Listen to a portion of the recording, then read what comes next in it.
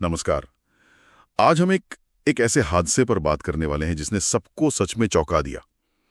अहमदाबाद से उड़ान भरने के ठीक बाद एयर इंडिया का Boeing 787 dream liner flight AI 171 वो दुर्घटनाग्रस्त हो गया।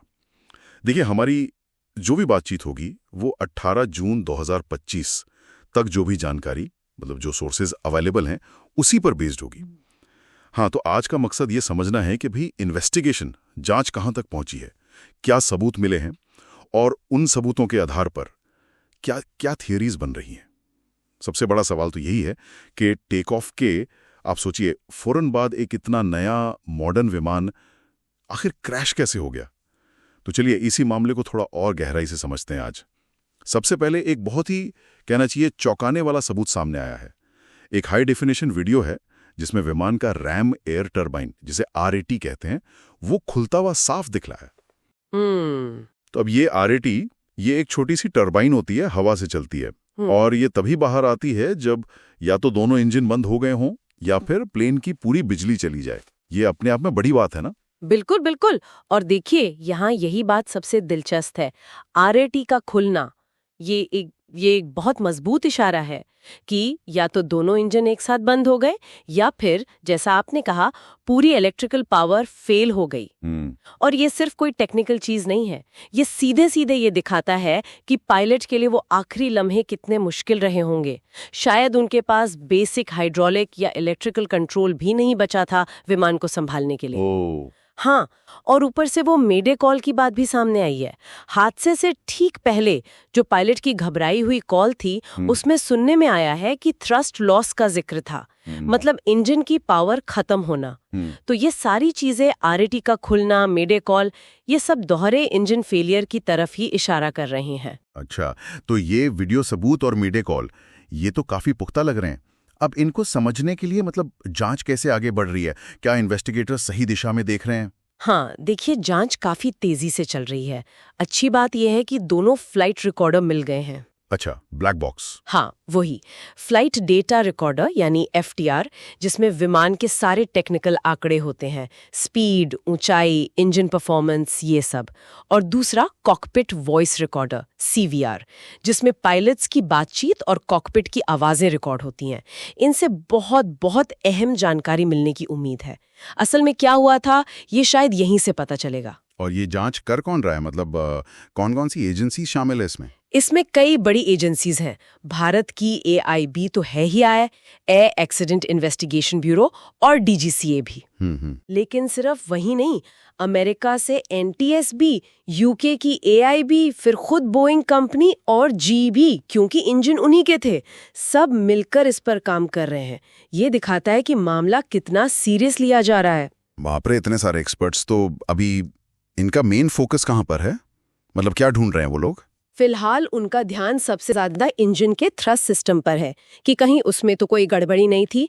वो ये भी समझने की कोशिश कर रहे हैं कि RAT आखिर खुला क्यों, और टेक ऑफ के वक्त विमान के फ्लैप्स और लैंडिंग गियर, उनकी क्या पोजीशन थी।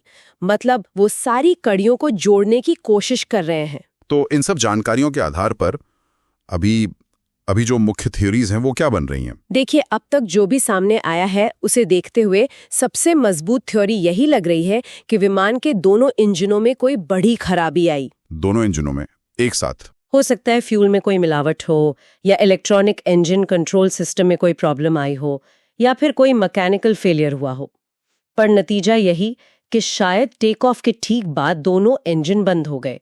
और देखिए, एक मॉडर्न जेटलाइनर, खासकर 787 जैसा नया विमान, उसमें दोनों इंजनों का एक साथ फेल होना, ये बहुत ही रेयर होता है। बहुत चिंताजनक बात है ये। क्या कोई और भी थ्योरी है जिस पर बात हो रही है? मतलब कुछ और अंदाजे? हाँ, कुछ और बातें भी चल रही हैं। जैसे कुछ एक्सपर्ट्स, कैप्टन स्टीव श्राइबर का नाम आया था।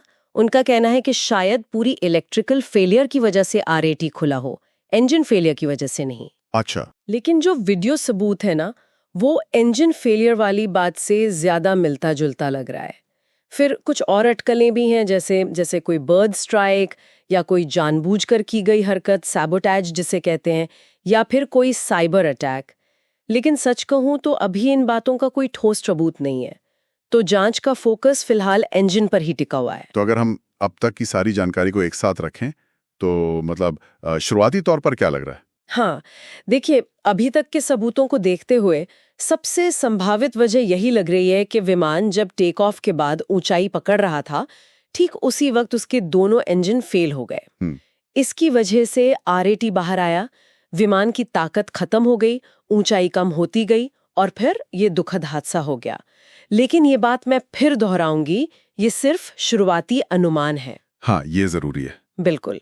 असली और पक्की वजह वो तो ब्लैक बॉक्स के डेटा का पूरा एनालिसिस होने के बाद ही पता चलेगी, और इसमें आप मानकर चलिए कई हफ्ते या शायद महीने भी लग सकते हैं। तो कुल मिलाकर अभी स्थिति यही है कि सबूत तो इंजन फेलियर की तरफ इशारा कर रहे हैं मजबूती से, पर फाइनल जवाब वो ब्लैक बॉक्स के अंदर बंद है। और ये साफ है कि ये एक बहुत पेचीदा जांच होने वाली है जिसमें डेटा का बहुत बारीकी से विश्लेषण करना होगा। बिल्कुल। देखिए, इस तरह के हादसे खासकर नए विमानों के साथ होते बहुत कम हैं, शुक्र है। लेकिन भविष्य में हवाई सफर को और भी सुरक्षित बनाने के लिए ये जानना बहुत जरूरी हो जाता है कि आखिर ऐसा हुआ क्यों। और ये पूरी प्रक्रिया हमें यही दिखाती है कि कैसे सबूतों के आधार पर धीरे धीरे नतीजे निकाले जाते हैं, या फिर जब तक पूरी जानकारी ना हो तब तक किसी नतीजे पर नहीं पहुंचा जाता। हाँ, और एक बात जो मुझे लग रही है सोचने वाली, ये हादसा जो एक इतने नए किस्म के विमान में इंजन फेलियर पर सबका ध्यान खींच रहा है, क्या ये अंतिम रिपोर्ट आने से पहले ही इन एडवांस्ड इंजनों की रिलायबिलिटी, उनकी विश्वसनीयता और उनके रख रखाव, मेंटेनेंस के जो तरीके हैं, उन पर कुछ गंभीर सवाल नहीं खड़े करता? इस पर जरूर गौर करना चाहिए आगे।